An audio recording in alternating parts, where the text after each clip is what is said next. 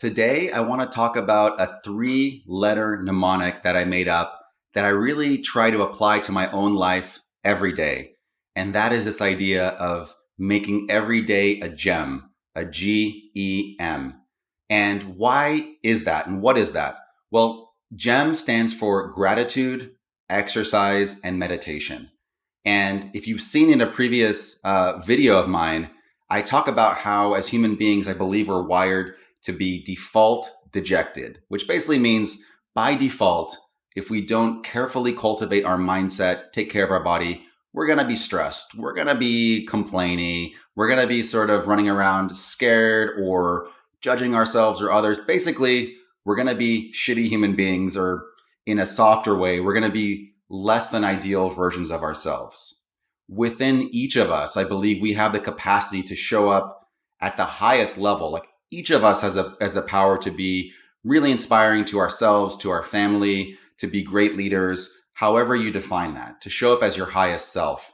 But to do that, you've really got to sculpt yourself and build a practice, build a ritual, build a habit that you go to pretty much every day.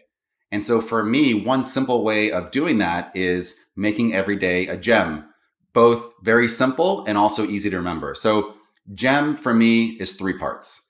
G is gratitude. So it's doing something to get into the state of gratitude every day, to really be thankful that I'm alive, to start sort of rewiring my neurons and orienting my thought process in my mind towards what is going right, what am I thankful for, no matter what's happening. And when I find it very, very difficult to be grateful, it's a little bit of a canary in a coal mine saying, okay, be very careful today because your ego or some negative part of your mind has gotten a hold. So be extra sensitive about that. And for gratitude, if you've ever heard of it, there's a great exercise from Tony Robbins called priming. I will include a link to it below. It's awesome. It's a great way to kind of start your day with that. Number two, exercise. So taking some amount of time to do something. So pushing a heavy weight to a new level that I haven't lifted, doing some kind of cardio, even just taking a walk and stopping for a second and looking up and looking at the vast expanse above us and remembering for a moment we're a blip on a ball in the middle of empty space. Just taking a moment to have some kind of exercise mixed with some kind of gratitude, perspective, enhancing experience there. And lastly is meditation. There's different ways of doing this. You can sit.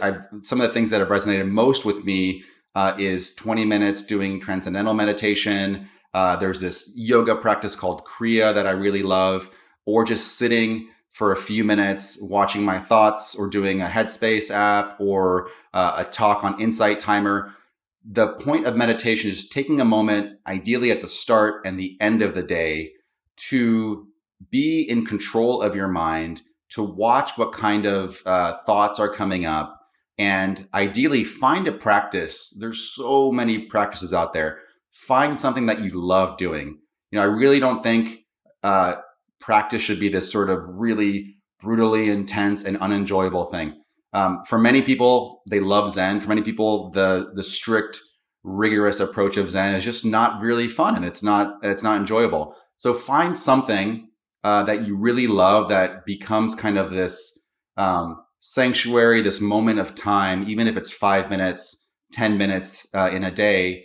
That's your time. It's your time to turn off the stimulus of the world. It's your time to reconnect, and ideally doing it early in the day or at the end of the day, or both, to give yourself those bookends and kind of reroute yourself in presence and take control of your mind and just really root yourself in the right place.